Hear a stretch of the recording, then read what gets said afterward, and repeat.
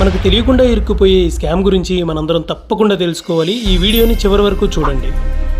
మనలో చాలామంది ఈ ట్రాఫిక్కి భయపడి పబ్లిక్ ట్రాన్స్పోర్టేషన్ బదులు మన ఓన్ వెహికల్ని యూజ్ చేస్తూ ఉంటాం. అంటే అందులో ముఖ్యంగా బైక్ అనేది ఈ రోజుల్లో మ్యాండేటరీ అయిపోయింది. కనీసం ప్రతి ఇంటికి ఒక్క బైక్ అన్నా ఉండి తీరాల్సింది. బైక్ ఉంటే ఇంకా దానికి ఫ్యూయల్ పెట్రోల్ అయితే తప్పదు కదా. మనకు అందుబాటులో బోలెడు పెట్రోల్ బంక్స్ కూడా సిటీ మొత్తం అయినా టౌన్లోనైనా ఏ ఊర్లోనైనా సరే అవైలబుల్గానే ఉన్నాయి. అసలైన సమస్య ఈ పెట్రోల్ బంకుల దగ్గరే వస్తుంది. మన అవసరాన్ని బట్టి మనకున్నటువంటి ఫ్యూయల్ని బట్టి మనకి దగ్గరలో ఉన్న పెట్రోల్ బంక్ని విజిట్ చేసి పెట్రోల్ ఫుల్ చేయించుకుంటాం. అది ఎక్కడైనా కామనే. కానీ మనం పెట్రోల్ కొట్టించుకునే ఈ గ్యాప్లోనే మనం ఇరుక్కుపోయే ఛాన్స్ ఉంది. ఎవరైనా తెలియని వ్యక్తి మీ దగ్గరకు వచ్చి మీ డేటా, మీ ఫోన్ నెంబర్ లేదా మొబైల్ నెంబర్ అడిగితే మీరు అస్సలు ఇవ్వకండి.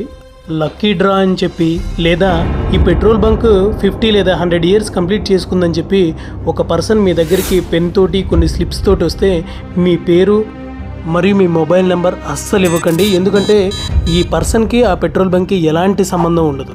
వీళ్ళు మన దగ్గర నుంచి కలెక్ట్ చేసుకున్న ఈ డేటాని రియల్ ఎస్టేట్ లేదా క్రెడిట్ కార్డు ప్రొవైడర్స్కి ఇచ్చేస్తారు. ఇక తర్వాత మనకి కాల్స్ మీద కాల్స్ వస్తూనే ఉంటాయి. మనమేమో మన డేటా వీళ్ళకి ఎలా చేరిందో తెలియక తలగొక్కోక తప్పదు. మనకి జనరల్గా ఉండే వర్క్ టెన్షన్ తోడు వీళ్ళ చిరాకు కూడా మనకు మొదలవుతుంది. కాబట్టి ఇక మీద ఎప్పుడైనా పెట్రోల్ బంక్కి వెళ్ళినప్పుడు ఈ మిస్టేక్ మాత్రం అస్సలు చేయొద్దు. మీ ఫోన్ నెంబర్, మీ పేరుని ఎక్కడ రివీల్ చేయాల్సిన అవసరం లేదు. దీని ద్వారా మీరు తెలియని చిక్కుల్లో పడే అవకాశం ఉంది.